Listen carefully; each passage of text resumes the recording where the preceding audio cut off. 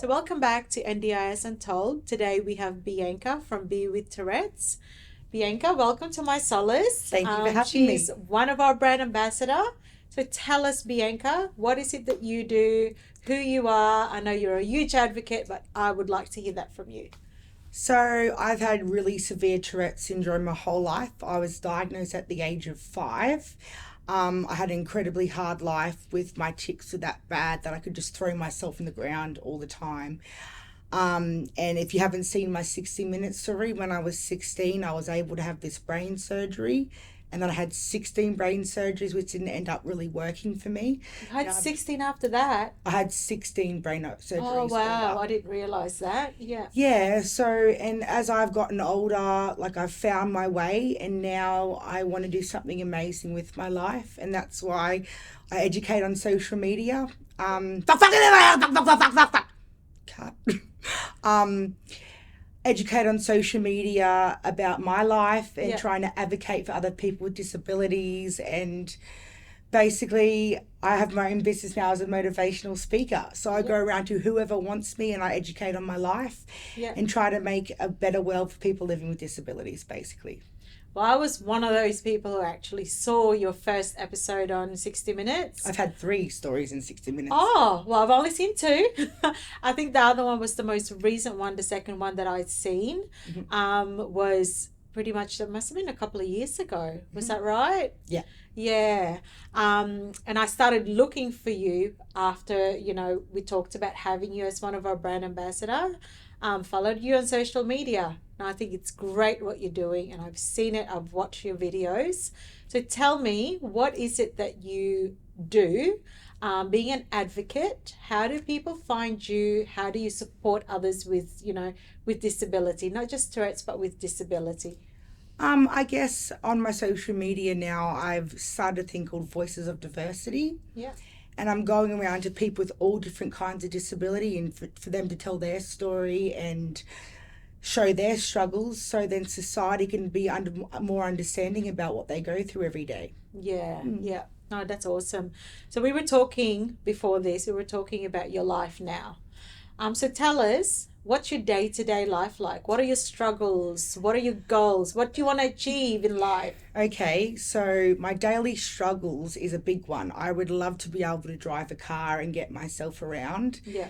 And also filming my social media is really hard because I break phones and I push the camera over. So I have an amazing care team that are there to help me produce my social media, which I love them all so much for that. I just mind blanked. Hang on. Sorry. That's okay. So your care team? My care team. It's incredible because I wouldn't be able to do anything without them. I wouldn't be able to have a business. I wouldn't be able to get here to do a podcast with you guys because of how I can't drive a car. But my goals is just to get bigger on the motivational speaking scene. Yeah. Hopefully go overseas one day, meet other Tourette's communities, educate overseas. Yeah. But going overseas will be so difficult for me. Yeah. We were talking about that actually, having a little bit of a laugh, but at the same time, it's so real for you, isn't it? Yeah, so a 2-hour car ride here absolutely exhausts me. When you got Tourette's, you feel so enclosed. Fuck me. Yeah.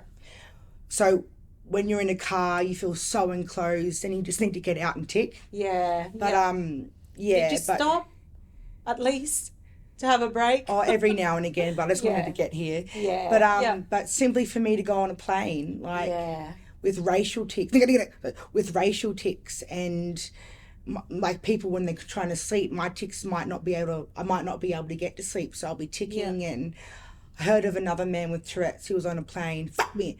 And he was Tourette'sing really bad. Yeah. And people are just yelling at him to shut up and go to sleep. And if that happened to me, I had so much anxiety, let alone stepping into a country never travelled before with racial tics and stuff that I don't know what to expect either. Yeah. But I'm so open-minded and I'm ready to travel one day. Yeah. And I feel like by me travelling, it's going to make me grow as a person and see the world and understand the world a lot more better.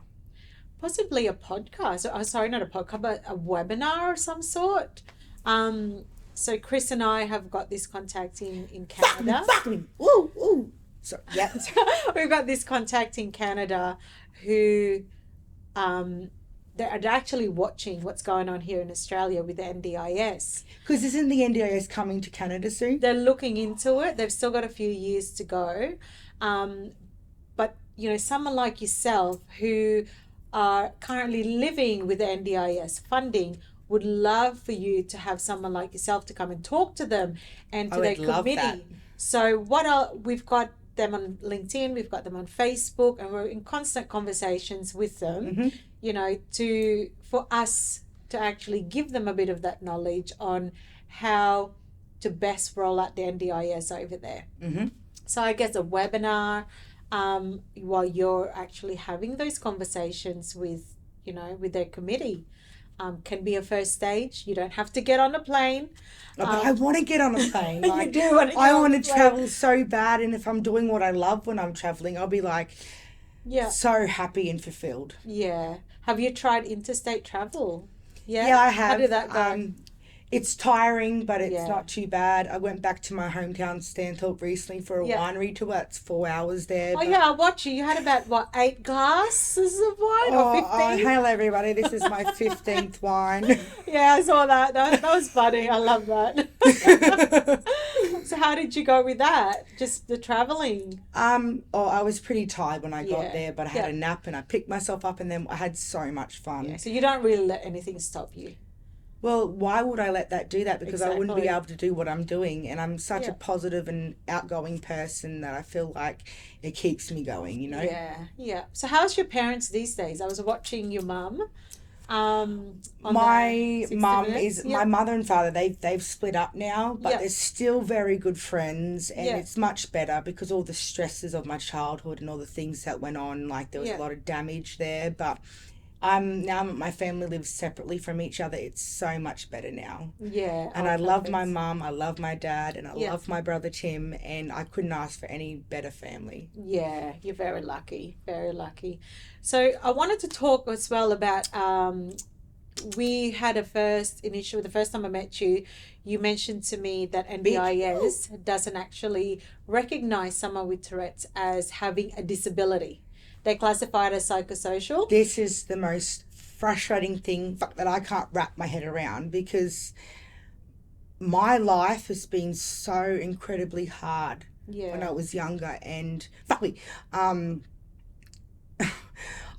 can't fathom it, because Tourette's is really hard to live with every day, not just for the person with Tourette's, siblings, parents, getting judged from society every day, basically getting told you're never good enough, not being able to get a job, not being able to drive a car. And there's people that have kids that go to school and they ring, your kid's way too bad, so they come and pick them up, but they have to hold down a job too. Absolutely. So they come and pick their kids up and then they lose their job, and the parents' mental health's going downhill.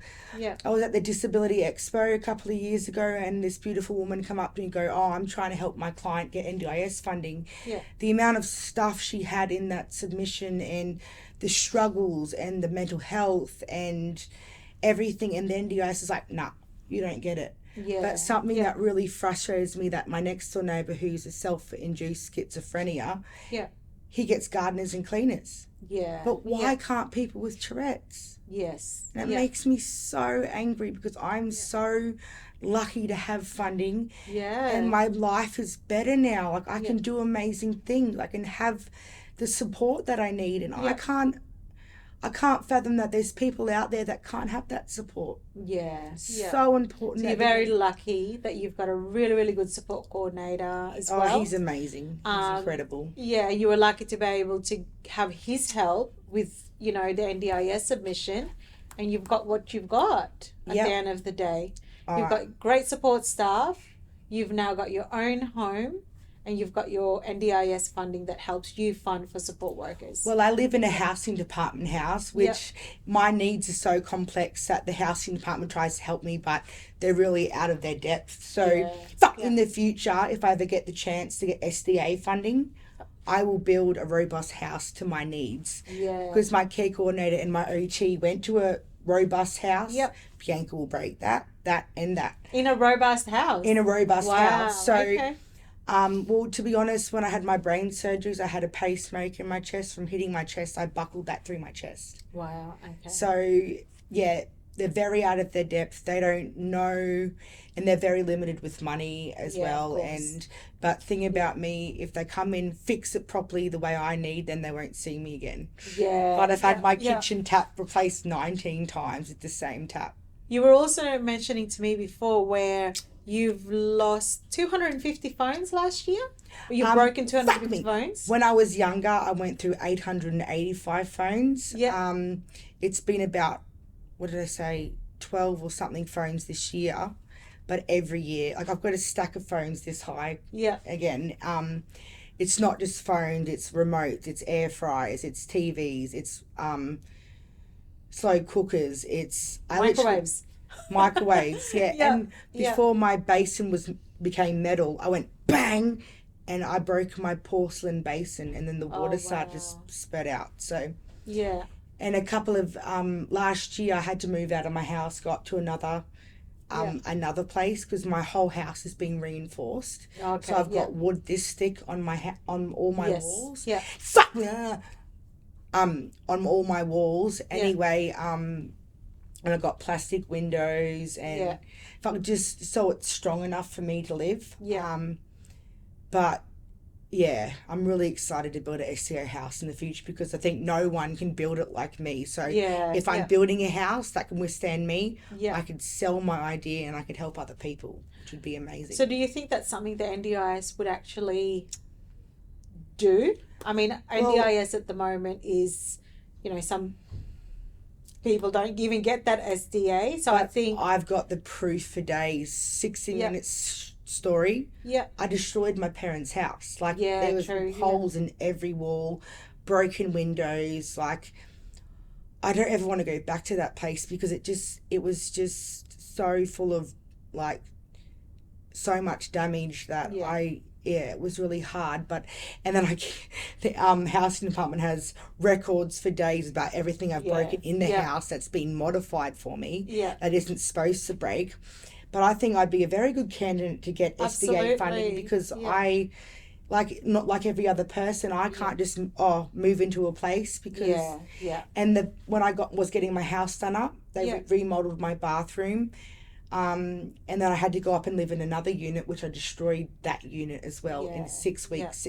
7 week period. I destroyed that house. Come back to mine. They put these taps in and went bang, and it broke when I got home. So that's just from hitting items. If my Tourette's is bad during the day or my anxiety is worse, that's when my ticks come out and I hit my walls and like my kitchen ceiling. I need to get high ceilings. I tick and there's food all over on the roof and stuff. So it's quite difficult, but I'm determined to get there and hopefully I can build a house and then have other people be able to live in a strong home like me. Yeah. So with your support staff that you have, do you get 24/7 support or what does that look like? I usually get like 6 hours every day unless I've got something I need to do or I try to have no care on the weekend so I can do something with my friends or hang out with my beautiful mum because mum, so she's your big supporter, isn't she? She really is. She is everything I am is because of her. So let's talk about dating. What does that look like for Bianca? Oh, it's really difficult to be honest because how do you explain to someone over messages what Tourette's consists of? And I guess putting all my life out on social media might scare boys away. But I have so many friends that love me and see me for me, so I'm determined that beautiful men out there will see that too one day. And you mentioned as well where you meet somebody online, they go and have a look at your profile, and then they ghost you. Guess they're not worth it, are they? If they can ghost you like that, they're not worth it. I had a boost of confidence the other night. I was out with my girlfriend on our party street called Ocean Street where I'm from, and this guy come up to me later in the night because I tried to talk to you earlier, and I'm like, and he looked at me and he's like, "You're beautiful," and he goes, "I was watching you the whole night." And he's a farmer boy. Oh, so, okay, he goes, "I'll take you for a ride in my helicopter tomorrow." But he's at a Bucks night, so he probably got really busy. He didn't end Yeah. up calling me, but that I'm not upset about it Yeah. because it was like I've only had one partner in my life Yeah. that we're not together anymore. Yeah. But I'm not used to men coming up to me going, Yeah. hey, and that's Yeah. not a thing for me because I haven't had boyfriends all through my life. I've just Yeah. had one, Yeah. but I really want to fall in love, and Yeah. Absolutely. It's a human need, isn't it? I Yeah. would love to get married one day. I'm not Yeah. sure about having babies Yeah. because people on my social media goes, Bianca, please don't ever have a child. You give it Tourette's. Oh, And really? I'm like, well, if I have a child with Tourette's, I'd be the best person to help that kid. Absolutely. And all my friends say their kids don't want to go to bed or get showered, and the Yeah. kids love me. Yeah. Like my carer Mara, her little Yeah. daughter Bella, she is so beautiful and she loves me because I talk like Stitch. She's obsessed with Stitch. And, Yeah. hello Yeah. Bella. Yeah, it's really cute. But it makes me feel good about myself that I'm able to be good around kids because Yeah. when I had friends before I made all my amazing friends, like it's really hard to make friends with living with Yeah, Tourette's. absolutely. Oh, I'm sorry, I don't want you to come over because I don't want you to swear around my kids. Yeah. But Yeah. all my friends are like, B, we want you to be around our kids because it makes them understand about disabilities. Exactly. And another thing, when I'm out in public, anxiety and people, I'm ticking, parents like, come away from this lady. Yeah. They're teaching their kids to be ignorant and not Yes. understand. Where I would sit Absolutely. down and go, listen, that lady has a disability. She's got a different brain to us. It's not hard, but Yeah. that's what's wrong with society. They need to be understanding and teaching their children. It's a great opportunity to be able to teach your child to be open-minded about, people with disability and for them to learn that That compassion they go, as go well. away, shun, you know. Absolutely. That- So I'm guessing you get a lot of trolls as well on your social media page. Um, Or are you pretty lucky to not be to get honest, that? there's the fuck me. It's the odd person here and there, but Yeah. I read through all my message requests last year, and there's Yeah. only like a couple bad ones, but all of them like, Yeah. B, we think you're amazing. Oh, that's amazing. You're an inspiration. This man Yeah. goes, you got me through my leukemia. I Oh, watch wow. your videos Yeah. every day, and you put a smile on my face. Wow. So I'm so glad that I am helping people in that way to know that Yeah. they're not alone. There Yeah. are people out there with struggles, and yeah. I love that. So tell us, what is your social media page so that we can post that and put that out to everybody that's watching? Okay, so my group on Facebook called Be With Tourette's. Yep. Instagram is B_with_Tourette's. Yep. And then I have my amazing YouTube channel that I had 100,000 subscribers, but I haven't been Nice. posting for a while. It's gone down to 99. Yeah. But that's just Be With Tourette's on social media too, and then TikTok's just Be With Tourette's as well. And the other one you were talking about, how you're reaching out with other young people with disabilities, is that Fuck just off, through cunt. your... No, fuck you. Sorry. That's okay. Is that just through your social media? See, I have my personal Facebook, but Yeah. I'm saying if anyone wants to follow me, you go onto my group on Facebook, Be With Tourette's. Yeah. And then every time a new member comes, I welcome them. I have weekly Wednesdays. So I'm welcome to this person. So Yeah. I like to Oh, acknowledge all my perfect. followers because I appreciate all of them because of I couldn't be doing what I'm doing Yeah. without them and educating people. So it's Yeah. amazing. Oh, well, thank you. Thank you so much for coming all this way. Oh, I'm such You a traveled pleasure. 2 hours away. So thank you for having